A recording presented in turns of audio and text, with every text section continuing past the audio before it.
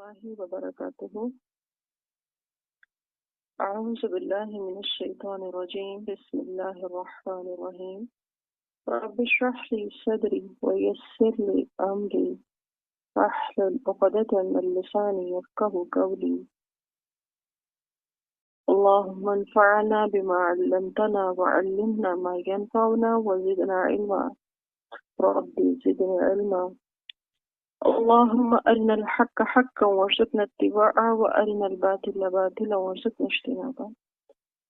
الحمدللہ اللہ سبحانہ وتعالیٰ کی توفیق سے اب ہم ان آیات کا لفظی بامحاورہ ترجمہ کرتے ہیں اور اس کی تفسیر دیکھتے ہیں. اللہ وبرکاتہ. وَإِن اور اگر طلقتموہن تم انہیں طلاق دو من قبلی اس سے پہلے ان کے تمسوہن انہیں ہاتھ لگاؤ وقد فرضتم اور تم مقرر کر چکے ہو لہن ان کے لیے فریضۃ مہر فرض نصف ماں جو فرضتم تم نے مقرر کیا اللہ سوائے ان دیکھیں یعفونا تو معاف کر دیں او یا یعفو معاف کر دے اللہ سی وہ جو بیدہی اس کے ہاتھ میں عقدۃ النکاح نکاح کی گرا ہے. اور ان اگر تعفو تم معاف کر دو اقرب زیادہ قریب ہے للتقوی پرہیزگاری کے. ولا اور نہ تنسبوا تم بھولو الفضل احسان کرنا بینکم آپس میں انا بے شک اللہ بما سابق کے جو تعملون تم عمل کرتے ہو بصیر دیکھنے والا ہے. حافظو تم حفاظت کرو علی الصلوات کی نمازوں کی والصلاۃ الوسطی اور درمیانی نماز کی.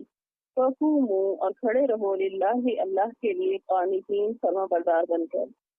فإن پھر اگر تمہیں ڈر ہو فرجالا تو پیدل لوگ او یا رکبان سوار ہو فإذا پھر جب امین تم امن پاؤ فاذکروا تو یاد کرو اللہ کو کما جیسا کہ علمکم اس نے تمہیں سکھایا ما جو لم تکونوا تھے تم تعلمون تم جانتے. والذین اور جو لوگ یتوفون وفات پا جائیں منکم تم میں سے ویذرون اور وہ چھوڑ جائیں ازواجا بیویاں وصیت لازواجہم اپنی بیویوں کے لیے متاعن الی الحول نام نفقہ ایک سال تک غیر اخراج بغیر نکالے. متان فائدہ بھی ہوتا ہے یہاں نانفقے کی بات ہو رہی ہے. فین پھر اگر خرجنا وہ نکل جائے فلا تو نہیں جناح کوئی گناہ علیکم تم پر فی میں ماں جو فعلنا وہ کریں فی انفسہن اپنے نفسوں کے بارے میں من معروف دستور کے مطابق واللہ اور اللہ عزیز غالب حکیم و حکمت والا ہے. والمطلقاتی اور مطلقہ عورتوں کے لیے متاع نان نفقہ ہے بالمعروف دستور کے مطابق حقا لازم علی المتقین پرہیزگاروں پر. کذالک اسی طرح یبین واضح کرتا ہے اللہ لکم تمہارے لیے آیاتی اپنے احکام لعلکم تاکہ تم تعقلون تم عقل سے کام لو. الم ترى کیا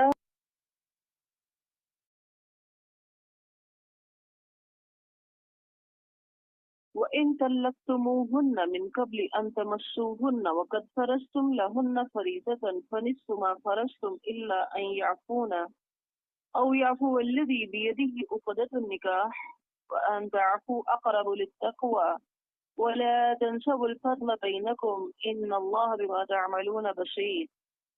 اور اگر انہیں ہاتھ لگانے سے پہلے طلاق دے دو مگر ان کا حق مہر مقرر ہو چکا ہو تو طے شدہ حق مہر کا نصف ادا کرنا ہوگا. اللہ یہ کہ وہ عورتیں از خود معاف کر دیں یا وہ مرد جس کے اختیار میں عقد نکاح ہے فراخ دلی سے کام لے اور پورا مہر دے دے.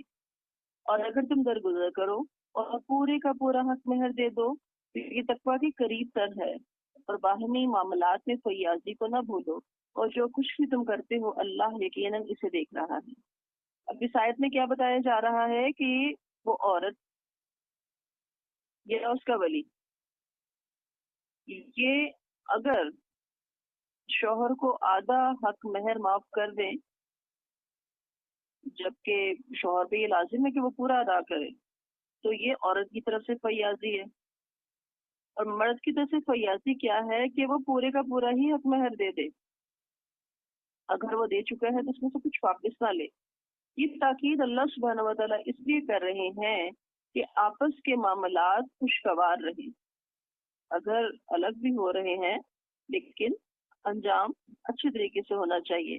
تو یہ فراخ دلی کا مظاہرہ، یہ فیاضی کا سلوک جو ہے یہ ضروری ہے، کیونکہ اگر ہر شخص اپنے قانونی حق کے اوپر ہی ڈٹا رہے کہ نہیں جی یہ تو میرا حق ہی ہے، اور مارجن نہ دے سامنے والے کو، تو اس سے اجتماعی زندگی میں بہتری نہیں آ سکتی، مسائل مزید جنم لیتے ہیں. حافظوا علی الصلوات والصلاة الوسطى وقوموا للہ قانتین، اور سب نمازوں کی محافظت کرو، بالخصوص درمیانی نماز کی، اور اللہ کے حضور ادب سے کھڑے ہوا کرو. ہم دیکھ رہے ہیں کہ کس قدر سنجیدہ قسم کے آئلی مسائل ڈسکس ہو رہے ہیں، طلاق کے، رضاعت کے، اور کس صورت کی طلاق میں کس طرح سے معاملہ کرنا ہوگا. بیچ میں اللہ سبحانہ و تعالیٰ بالکل درمیان میں نماز کی بات کر رہے ہیں کہ نماز کی حفاظت کرو. تو ہم یہ دیکھتے ہیں کہ اللہ سبحانہ و تعالیٰ کا یہ جو حکم ہے نماز پڑھنے کا، ویسے تو کہا جا رہا ہے کہ ساری نمازوں کی حفاظت کرو، بس صلاۃ الوسطی خصوصاً نماز عصر کی، کیونکہ یہ جن معاملات کو بھی ہم ڈسکس کرتے چلے آ رہے ہیں، ان معاملات میں انسان صحیح فیصلہ کر نہیں سکتا، ان معاملات کو اچھے سے نپٹا نہیں سکتا اگر انسان کے اندر اللہ کا تقویٰ نہ ہو. اور تقویٰ حاصل کرنے کے لیے جو سب سے بڑا سورس ہے وہ ہے نماز.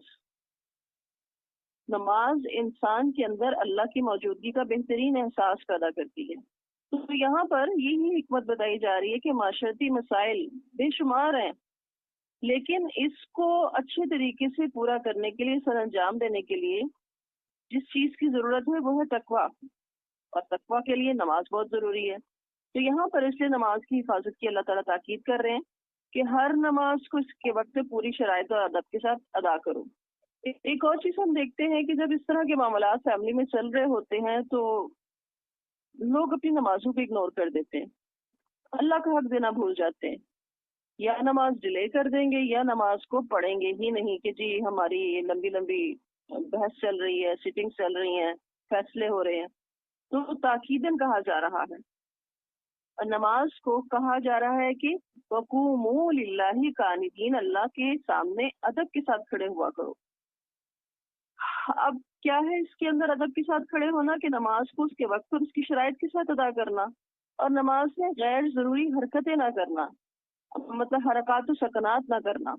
رسول اللہ صلی اللہ علیہ وآلہ وسلم نے خندق کے دن فرمایا، ان کافروں نے مجھے درمیانی نماز نہ پڑھنے دی حتیٰ کہ سورج غروب ہو گیا، اللہ ان کی قبروں اور گھروں کو آگ سے بھر دے. یہ بخاری کی حدیث ہے، کتاب التفسیر سے. رسول اللہ صلی اللہ علیہ وآلہ وسلم نے فرمایا، حضرت عبداللہ بن مسعود رضی اللہ عنہ سے روایت ہے کہ صلاۃ وسطیٰ نماز عصر ہے، اور حضرت عبداللہ بن عمر رضی اللہ عنہ کہتے ہیں کہ آپ صلی اللہ علیہ وآلہ وسلم نے فرمایا کہ جس کی عصر کی نماز قضا ہو گئی، اس کا گھر بار مال و اسباب سب لوٹ گئے. یعنی اکثر ہوتا ہے نا کہ ہم نے نماز شروع کر لی ہے تو بار بار کسی جگہ کھجلی کیے جا رہے ہیں اور ہاتھ ہلا رہے ہیں یا بار بار کپڑے ٹھیک کر رہے ہیں، تو یہ سب چیزوں سے یہاں پر منع کیا جا رہا ہے.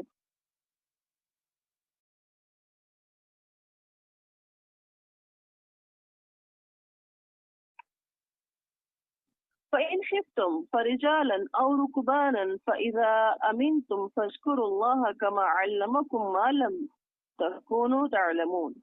اگر تم حالت خوف میں ہو تو خواہ پیدل ہو یا سوار، تو جیسے ممکن ہو نماز ادا کر لو، مگر جب امن میسر آ جائے تو اللہ کو اسی طریقے سے یاد کرو جو اس نے تمہیں سکھایا ہے، جسے تم پہلے نہیں جانتے تھے.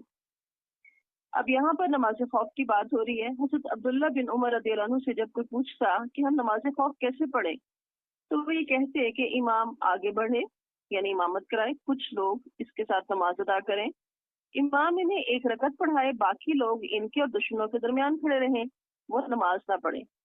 جب یہ لوگ امام کے ساتھ ایک رکعت پڑھ چکے ہیں تو سرک کر پیچھے چلے جائیں، اور جنہوں نے نماز نہیں پڑھی اب وہ لوگ آگے آ جائیں اور امام کے ساتھ ایک رکعت پڑھیں. اس طرح امام تو اپنی نماز 2 رکعت پڑھ لے گا. اب یہ دونوں جو گروہ باری باری ایک ایک کر کے آگے پیچھے آئے تھے تو یہ بھی اسی طرح ایک ایک کر کے اپنی رکعت پوری کر لیں گے تو ان کی بھی 2 رکعت پوری ہو جائیں گی. اور اگر خوف اس سے زیادہ ہو تو پھر کیا کیا جائے؟ پاؤں پر کھڑے پیدل یا سواری پر رہ کر نماز ادا کی جائے گی. اور اس میں کیا ہوگا کہ منہ جو ہوگا وہ قبلے کی رخ ہو یا کسی بھی طرف ہو. یعنی ہم دیکھتے ہیں کہ نماز کی کتنی تاکید ہے اور ہم اپنی نمازوں کو کتنے آرام سے ضائع کر دیتے ہیں. والذین یتوفون منکم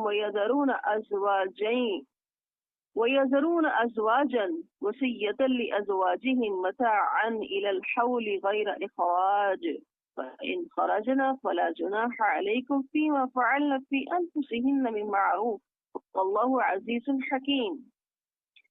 تم میں سے جو لوگ فوت ہو جائیں اور ان کی بیویاں موجود ہوں تو وہ اپنی بیویوں یعنی بیواؤں کے حق میں وصیت کر جائیں کہ سال بھر انہیں نہ نفقہ دیا جائے اور گھر سے نہ نکالا جائے. لیکن اگر ان عورتوں کے ذہن میں اپنے لیے کوئی اچھی تجویز ہو اور وہ از خود گھر سے چلی جائیں تو تم پر کوئی گرفت نہیں. اللہ ہی صاحب اقتدار اور اختیار اور حکمت والا ہے. اب اس آیت میں یہ جو حکم دیا جا رہا ہے بیوی کے حق میں وصیت کرنے کا، یہ حکم ابتدائی اسلام میں تھا کہ مرتے وقت جو مرد ہے وہ اپنی بیوی کے لیے وصیت کر کے جائے گا ورثاء کو اپنے. لیکن بعد میں جب آیت میراث آ گئی اور خامد کے جو ترکہ تھا اس میں بیوی کا حصہ مقرر ہو گیا تو اس آیت کا جو حکم ہے وہ منسوخ ہو گیا. تو اب جو بیوہ کے لیے حکم ہے وہ کیا ہے کہ وہ عدت کے دن جو ہے وہ اپنے مرنے والے شوہر کے گھر میں گزارے گی. اس کے بعد عدت کے دن گزرنے کے بعد وہ آزاد ہے اور اس دوران عدت کے دنوں کے دوران جو نان نفقہ ہے جو بھی اس کی ضرورت ہے وہ وارثوں کی ذمہ داری ہے اور وہ اس کے ترکے میں سے ہی ہوگا. وَلِلْمُطَلَّقَاتِ مَتَاعٌ بِالْمَعْرُوفِ حَقًّا عَلَى الْمُتَّقِينَ. اسی طرح متعلقہ عورتوں کو معروف طریقے سے کچھ دے دلا کر رخصت کرنا چاہیے اور یہ بات پرہیزگاروں کے لیے انتہائی ضروری ہے. اب یہاں پر ہم طلاق کی مختلف صورتیں پڑھ چکے ہیں نا کہ ایک طلاق وہ ہے کہ جو ابھی رخصتی نہیں ہوئی، ایک طلاق وہ ہے کہ جو رخصتی کے بعد ہو گئی. مطلب جو بھی پیچھے قصے پڑھ چکے ہیں تو کہا کیا جا رہا ہے کہ متعلقہ عورتوں کو معروف طریقے سے دے کے رخصت کرو، خالی ہاتھ گھر سے نہ نکالو. یہ پرہیزگار اللہ سے ڈرنے والے متقی لوگ ایسا نہیں کرتے کہ ان کو خالی ہاتھ نکال دے. كَذَلِكَ يُبَيِّنُ اللَّهُ لَكُمْ آيَاتِهِ لَعَلَّكُمْ تَعْقِلُونَ. اللہ تعالیٰ اسی انداز سے اپنے احکام صاف صاف بیان کرتا ہے. امید ہے کہ تم سمجھ بوجھ سے کام لوگے. اب ساری بات کرنے کے بعد اللہ تعالیٰ نے اپنی احکام کی بات کی نا کہ اللہ نے تو کھول کے بیان کر دے. کس سے احکام پیچھے ہم پڑھ کر آ رہے ہیں؟ نکاح کے پڑھ کے آ رہے ہیں، طلاق کے، عدت کے، رضاعت کے. اس کے علاوہ جہاں بھی اللہ تعالیٰ نے جو بھی آئلی زندگی سے متعلق احکامات دیے ہیں کہا جا رہا ہے ان کو اچھی طرح سمجھو، جسٹ معلومات ہی سمجھو اور پھر عمل کرو کہ اللہ سبحانہ و تعالیٰ کیا چاہتا ہے. جو اللہ چاہتا ہے ان معاملات کو اللہ سبحانہ و تعالیٰ کی مرضی کے مطابق ہینڈل کرو. ایسا نہ ہو کہ تم اپنی مرضی کی گنجائشیں نکالنے شروع کر دو. ان معاملات کو جیسے اللہ نے ہینڈل کرنے کا حکم دیا اسی طرح سے ہینڈل کیا جائے گا قرآن و سنت کی روشنی میں، نہ کہ اپنی مرضی کی طرح سے ان کو ہینڈل کیا جائے گا. اللہ سبحانہ و تعالیٰ سے دعا ہے کہ اللہ تعالیٰ ہمیں بہترین سمجھ بوجھ عطا کرے. اور سورۃ البقرہ اس کے اندر ہم کتنا کچھ پڑھتے چلے آ رہے ہیں اور آئلی زندگی کے متعلق اتنی ساری ہدایات اور احکامات ہم سب کے لیے پڑھنا اور سمجھنا بہت ضروری ہے. اللہ تعالیٰ ہمیں بہترین فہم عطا کرے. اللہ تعالیٰ ہمارے وقت میں برکت عطا کرے کہ ہم اللہ سبحانہ و تعالیٰ کی کتاب کا ہر فرض سمجھ سکیں. سبحان ربک رب العزت عما یصفون وسلام علی المرسلین والحمد للہ رب العالمین. اللهم احسن عاقبتنا في الامور كلها واجرنا من خزي الدنيا وعذاب الاخرة. السلام علیکم ورحمۃ اللہ وبرکاتہ.